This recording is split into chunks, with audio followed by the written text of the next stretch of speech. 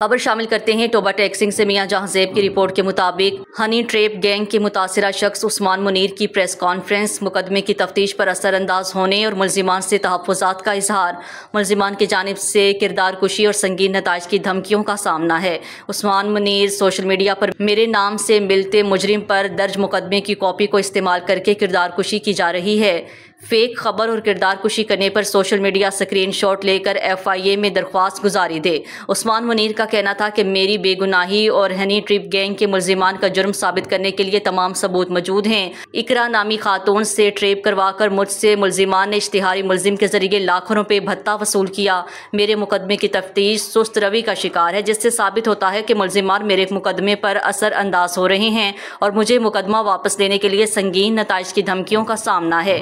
मुझ पर दर्ज जना का मुकदमा है, बेबुनियाद ब्लैकमेलिंग पर मबनी है, जिसमें बेगुनाह साबित हो चुका हूं और मजीद मेरी बेगुनाही का मवाद इंक्वायरी के दौरान पेश करूंगा।